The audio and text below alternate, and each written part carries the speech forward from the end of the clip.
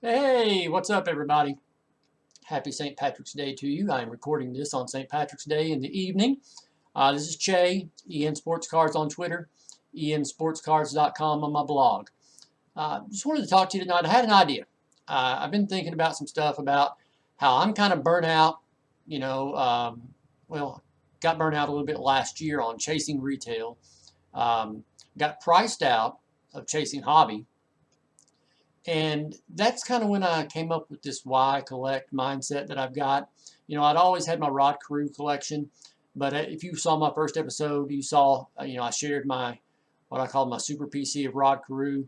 So, when I stopped being able to really find stuff at retail or afford stuff at the hobby shop, I really turned my focus on, really finishing that Rod Carew collection up.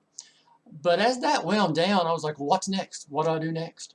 Um, so I identified a couple players who I really liked as a kid.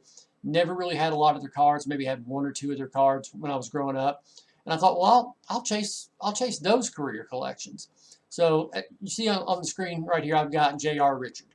And growing up, I had that 1980 J.R. Richard in the bottom left-hand corner.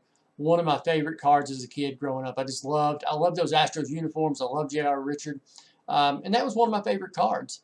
And then I realized, hey, you don't have any of his cards. Um, so I went to eBay, right? And I said, I'll get his career. So that took me about 2 or 3 weeks. This page that you see in front of you, including the shipping costs getting them to me, I've got less than $20 in that page. I had 3 weeks worth of fun, trying to find the cards, trying to find them in decent condition, ordering them and getting them in, watching the page fill up day after day. It was just a really cool feeling. I had a lot of fun doing it. And like I said, I did it for less than 20 bucks.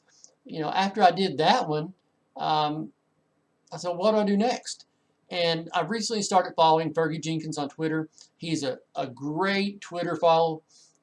He's just engaged. He knows how to use the platform to engage with the fans.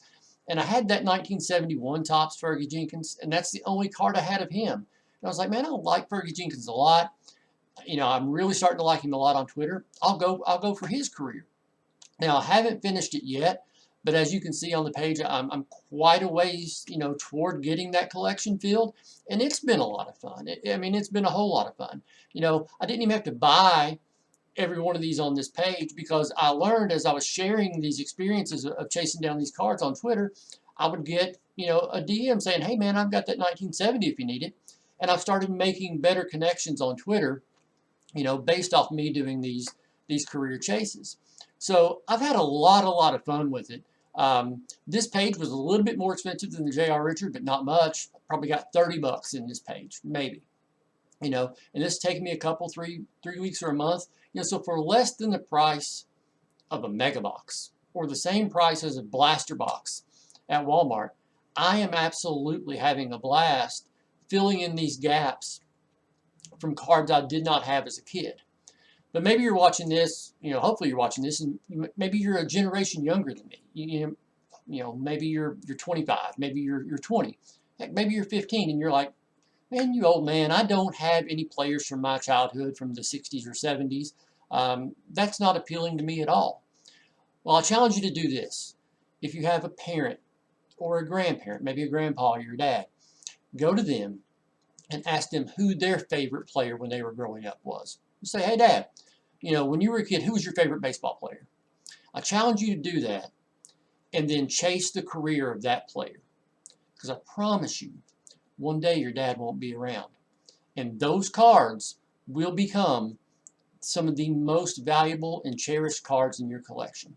So if you're not, finding retail or you're not finding the extra money to go drop $1,000 on a hobby box or $100 on a hobby pack, and you want to enjoy the hobby, and if you've never done anything like this, man, I challenge you to give it a try. Even if you're not into the old vintage stuff, you're a younger collector, and this has never appealed to you. Try that thing I was talking about. Ask a parent who their favorite player was, and go chase that player's career. And I got a feeling that, if I'm still around and we're still doing the Twitter thing in a few years, you might come back to me and say thank you for that idea. So that's all I got tonight. As always, hope you guys have a great evening. Happy collecting. See you next time. Bye.